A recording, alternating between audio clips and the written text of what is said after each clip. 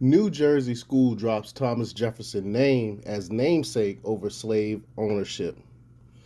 See, things like this happen because people don't know history. They don't know anything about history, so they're quick to do dumb stuff like this in this woke culture. It's crazy. See, I'm from Virginia, so I've been to Monticello. I know the real history of Thomas Jefferson, and these leftists, these idiots, don't know anything about it. Yes, Thomas Jefferson owned slaves, but he owned it in a time in Virginia where they had a law where if you released your slaves, you would be in prison. So that's why Thomas Jefferson owned slaves. He inherited those slaves, and that's why he went and helped. He actually helped start the abolitionist movement in France. He was totally against slavery.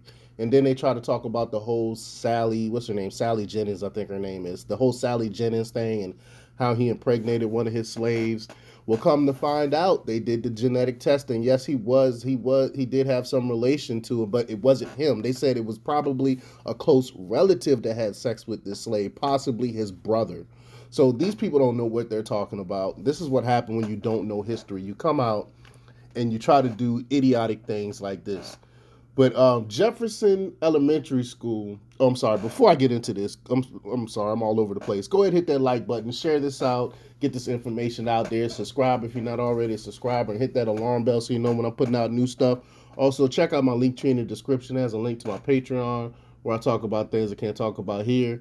And follow me on Twitter. I'm a lot more active on Twitter now, so follow me on Twitter. All that is in link is in the description.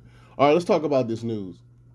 Jefferson Elementary School in New Jersey will change its name after students and staff launch a year-long effort to distance itself from its namesake, Thomas Jefferson, because of his slave ownership. The South Orange Maplewood Board of Education voted 6-3 to change the school's name in June. Again, it's ridiculous. He's a founding father for God's sake. I mean, it's these people are idiots. But board member Cowie Telsford said at the time, quote, I want to make that point that Thomas Jefferson owned over 600 slaves. He freed two while he was alive and seven after he died, which basically means I have 1.5% chance of being free in Thomas Jefferson's world. So I am not thankful to him. I am thankful to the people who made sure that I could actually be free and be on the board with you today. So that means I guarantee. I mean, I don't know for sure, but I'm like 90% sure that this Cowie person is a Democrat, and I'm pretty sure they're a Democrat. So you're against Thomas Jefferson because because supposedly you would still be a slave if it was up to him. But you were a Democrat who were for slavery. So you're making no sense here.